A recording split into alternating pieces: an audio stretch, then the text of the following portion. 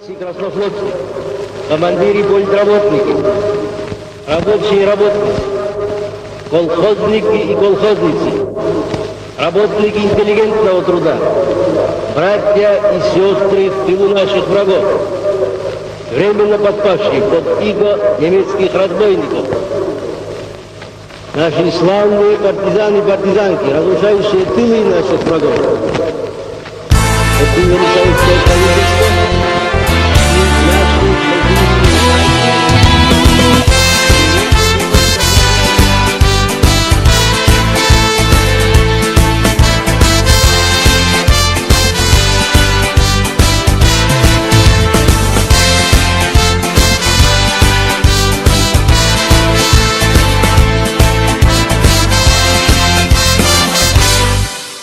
Слышишь, это зовет нас время. Время движется только вперед. Сквозь года и века, через все поколения. Welcome to Who Were They and Why Were They Important? I'm your host, Sasha the Soviet, here with my co-host, Karl the Communist. Hello. On today's episode, we will be talking about the Russian Revolution. The Russian Revolution was full of violence, starvation, depression, and many crazy, power-hungry people. We will be talking about 10 of the wackiest, weirdest, and most corrupt people from this wild event. No, we're not doing that. Doing what? That kid show thing, that's stupid. No, it's not. Anyway, the Russian Revolution of 1917 involved the collapse of an empire under Tsar Nicholas II and the rise of Marxian socialism under Lenin and his Bolsheviks. It sparked the beginning of a new era in Russia that had effects on countries around the world. The Tsar was a title given to supreme rulers of Eastern Europe and emperors of Russia, but this title was only given to rulers that were in power before 1917, with Nicholas II being the last of these Russian Tsars. He was born on May 6, 1868, in Pushkin, Russia. He inherited the throne when his father, Alexander III, died in 1894. Although he believed in autocracy, he was eventually forced to create an elected legislature. Nicholas II's handling of Bloody Sunday and World War I enraged his subjects and led to his abdication. Over the course of World War I, Russia endured major losses and was subject to extreme poverty and high inflation. The Russian public blamed Nicholas II for his poor military decisions. He also had a wife.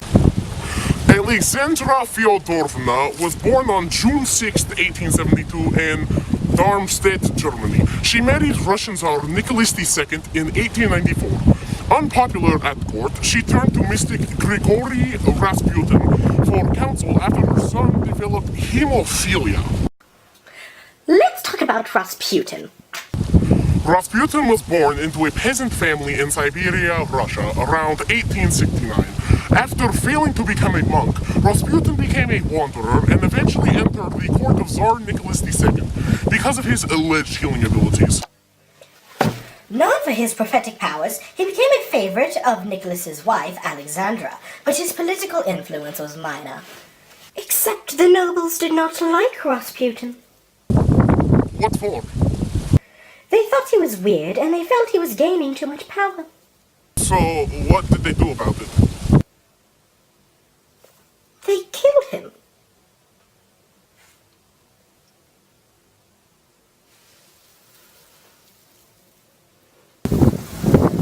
Ow!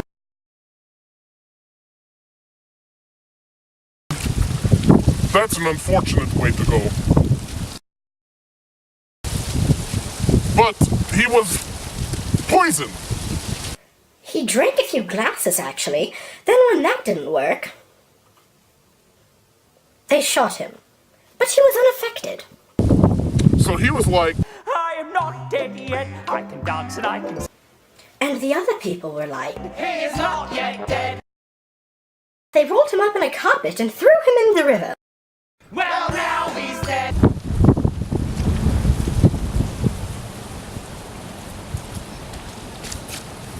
next person. Alexander III, Emperor of Russia from 1881 to 1894, opponent of representative government and supporter of Russian nationalism. He adopted programs based on the concepts of autocracy and Narodstvut, a belief in the Russian people. That included the Russification of national minorities in the Russian Empire, as well as persecution of the non-Orthodox religious groups. Vladimir Lenin was a Russian communist revolutionary politician and political theorist. He served as head of government of Soviet Russia from 1917 to 1924, and the Soviet Union from 1917 to 1924. He was founder of the Russian Communist Party, the Bolsheviks, and he was the inspirer and leader of the Bolshevik Revolution, 1917, and the architect, builder, and first head of the Soviet state. Leon Trotsky, he helped ignite the Russian Revolution of 1917 and built the Red Army afterward. Born Lev Davidovich Bronstein on November 7, 1879, Leon Trotsky's revolutionary activity as a young man spurred his first several ordered exiles to Siberia. He waged Russia's 1917 revolution alongside Vladimir Lenin as Commissar of War in the new Soviet government. He helped defeat forces opposed to the Bolshevik control as the Soviet government developed. He engaged in a power struggle against Joseph Stalin, which he lost, leading to his exile again and eventually his murder. His what? Alexander Kerensky, between the fall of Nicholas II in March 1917 and the rise of Vladimir Lenin in October, Russia's most significant national leader was Alexander Kerensky.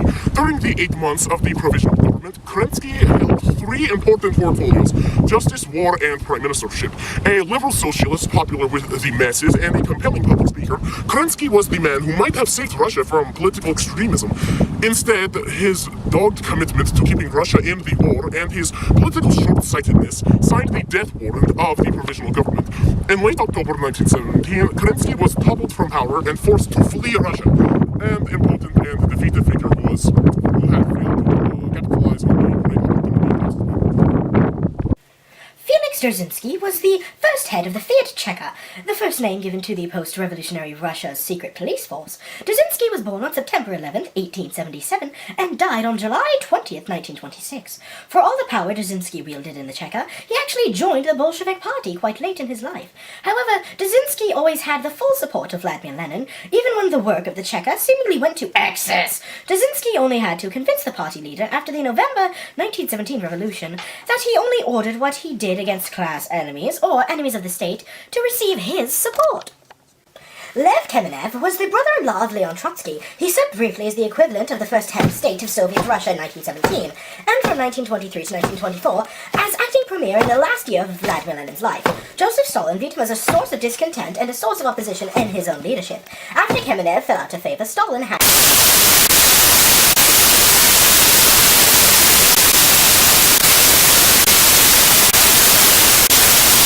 Well, it seems we're at the last person. Oh, take it away, Sasha. You've got this one. No, Carl, I think you should. Let's face it, we're both too scared to talk about him. Joseph Stalin, born on December 18th, 18... Joseph Stalin was the dictator of the Union of Soviet or Socialist Republics, or the USSR, from 1929 to 1953. Under Stalin, the Soviet Union was transformed from a peasant society into an industrial and military superpower. However, he ruled by terror, and millions of his own citizens died during his brutal reign. Born into poverty, Stalin became involved in revolutionary politics, as well as criminal activities as a young man.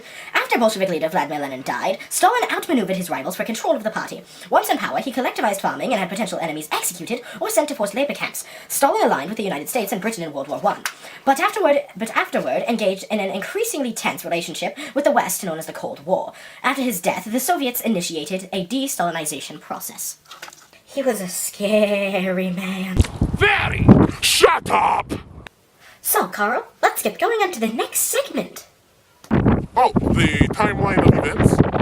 It began with the Russo-Japanese War, beginning February 1904, and it ended in September of 1905. It was between Russia and Japan over rival territory claims. Following the Russian rejection of a Japanese plan to divide Manchuria and Korea into spheres of influence, Japan launched a surprise naval attack against Port Arthur, a Russian naval base in China. The Russian fleet was decimated. In the winning of the war, Japan emerged as a world power. Then Bloody Sunday. What?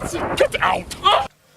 Bloody Sunday happened on January 22nd of 1905, where 200,000 people marched onto the Tsar's palace, though Nicholas II wasn't there, and the military at the palace took this as a threat and fired upon the crowd. They did think it was a full revolution. Next event! Shut up!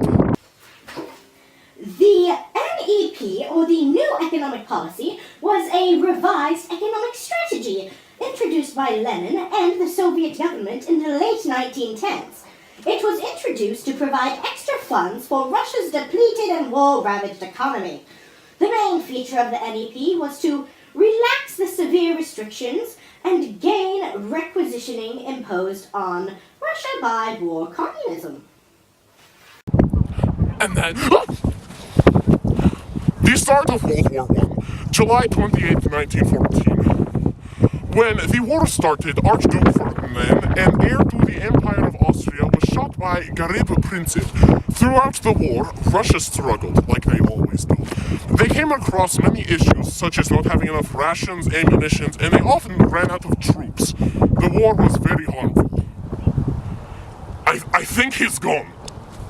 What happened next, my friends? I'm going to kill you! The March Revolution. From March 8th to March 12th, it was also known as the February Revolution, all taking place 1917, as according to the Julian calendar, it actually took place on February 23rd through the 27th. All of this started when factory workers wanted a higher wage, except there were very large economic issues due to World War I, you see. But they didn't get that, so the workers went on strike and broke out into riots.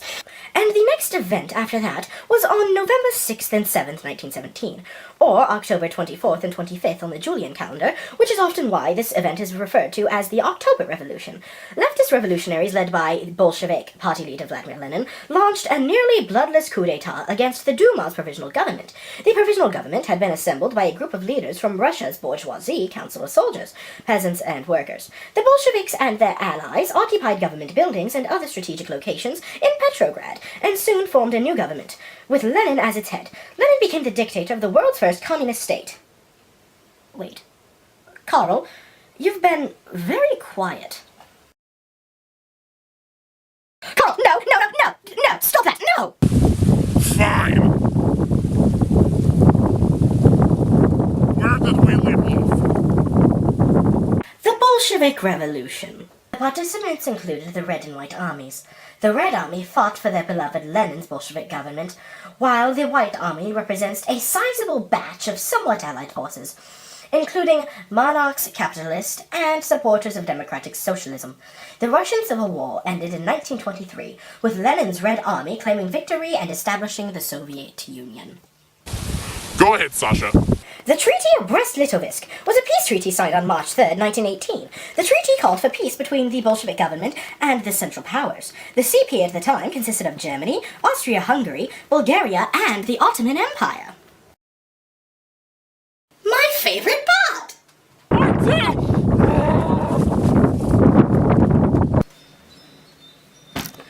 Moving on. When Nicholas left for the World War I front, Feodorovna replaced her ministers with those favored by Rasputin, and things didn't turn out very well for the Romanov family. In Russia, Tsar Nicholas and his family were executed by the Bolsheviks, bringing an end to the 3-century-old Romanov dynasty. In March 1917, revolution broke out on the streets of Petrograd, now St. Petersburg, and Nicholas was forced to abdicate his throne later that month. That November, the radical socialist Bolsheviks, led by Vladimir Lenin, seized power in Russia from the provisional government, sued for peace with the Central Powers, and set about establishing the world's first communist state. Civil war broke out in Russia in June 1918, and in July, the anti-Bolshevik White Russian forces advanced on Yekaterinburg, where Nicholas and his family were located during a campaign against the Bolshevik forces. Local authorities were ordered to prevent a rescue of the Romanovs, and after a secret meeting of the Yekaterinburg Soviet, a death sentence was passed on the imperial family. Late on the night of July 16th, Nicholas, Alexandra, their 5 children, 4 servants, were ordered to dress quickly and go down to the cellar of the house in which they were being held. There, the family and servants were arranged in 2 rows for a photograph. They were being told as being taken to quell some rumors that they had escaped. Suddenly, a dozen armed men burst into the room and gunned down the imperial family in a hail of gunfire. Those who were still breathing when the smoke cleared were stabbed to death. Then Lenin died! On January 21st, 1924, Lenin finally perished after a good few strokes. He also left a note saying how he did not want Stalin to be put in any role of power. So, of course, the government hid it. Leading to the age of Joseph Stalin.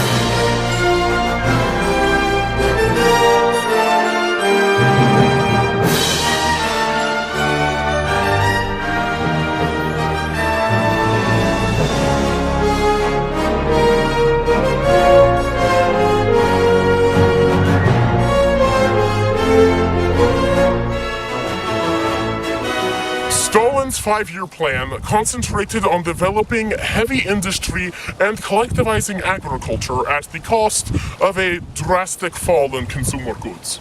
Well, technically it was like 13 plans over a span of 1928 to 1995.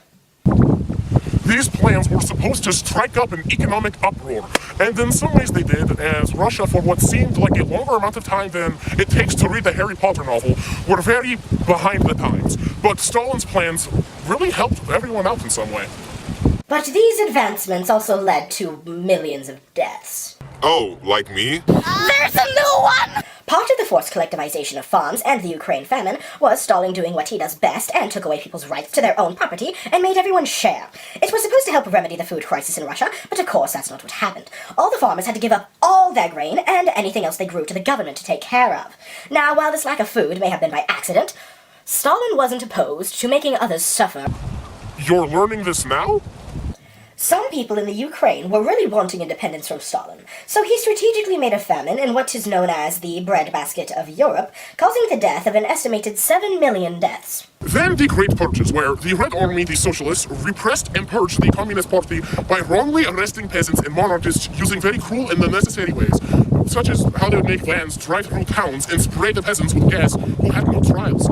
Estimated 600,000 to 1 million people died. On August 23, 1939, the good old USSR and Nazi Germany signed the Nazi-Soviet Non-Aggression Pact, where both sides agreed there would be no military interaction between the two for 10 years. Stalin used the pact as a way to avoid conflict with Germany, so he could build up his Soviet army. And Hitler used the pact so he could attack Poland unopposed. And hidden in the words of the pact was an agreement where the Soviets and Germans agreed to later divide up Eastern Europe. The pact fell apart in June of 1941 when Nazi forces invaded the Soviet Union. That was a lot to cover. We aren't done yet. What? We still have important symbols and other things that aren't people or specific events. But we already talked about Stalin's death. Gulags! Gulags were forced labor camps where Stalin would send people instead of just killing them, using his police people. The conditions of these camps were very harsh and very, very violent. What type of people would be sent there? People like this guy. Yeah, like me. Innocent people. Shut up. How innocent can someone who was sent to a gulag be? Sasha, do you know nothing?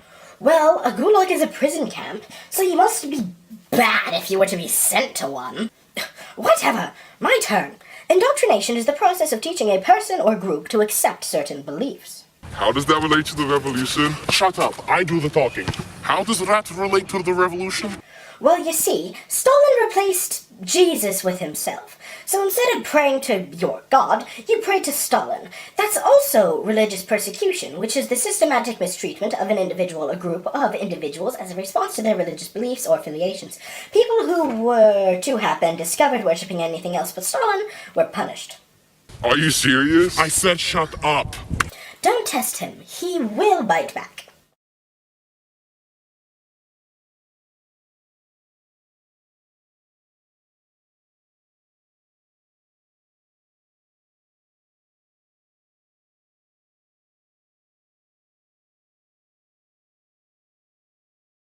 My mother went through one of those kind of things. A cult of personality arises when a regime uses mass media, propaganda, or other methods, such as government-organized demonstrations, to create heroic, idealized, and at times worship images of a leader.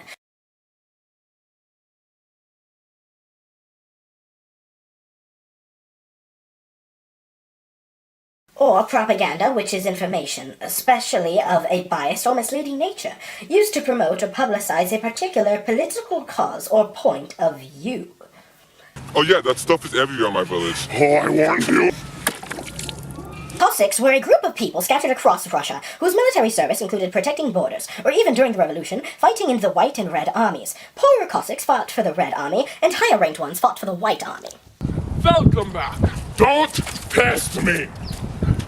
Industrialization, a large-scale introduction of manufacturing and advanced technical enterprises and other productive economic activity. Industrialization in Russia didn't start till the reign of Nicholas II, and it caused just about the same issues as it did for America. Poor working conditions, child labor, unfair pay, your standard stuff. The flag of Russia is a tricolor flag consisting of 3 equal horizontal fields, white on the top, blue in the middle, and red on the bottom. By the way, here is a map of everywhere where every place...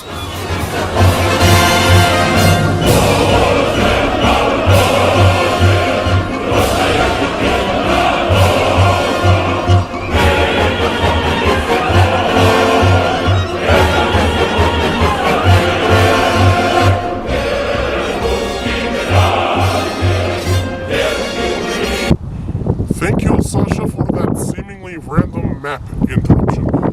The Soviet flag. The red of the flag represents the blood spilled by the workers who have fought for their emancipation, and the star of the flag symbolizes life and the immense energy of the sun.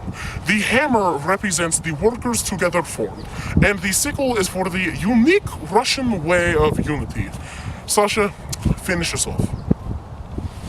Communism is a political theory advocating class and war, leading to a society in which all property is publicly owned and each person is paid according to their needs and abilities. This system was used in Russia up until 1991.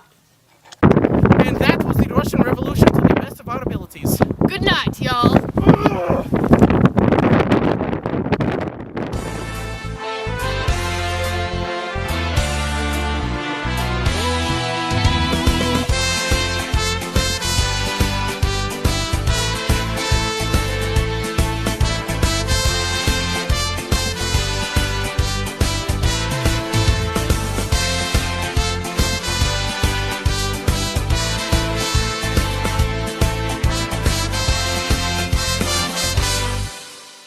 Слышишь, это зовет нас время. Время движется только вперед. Сквозь года и века, через все поколения.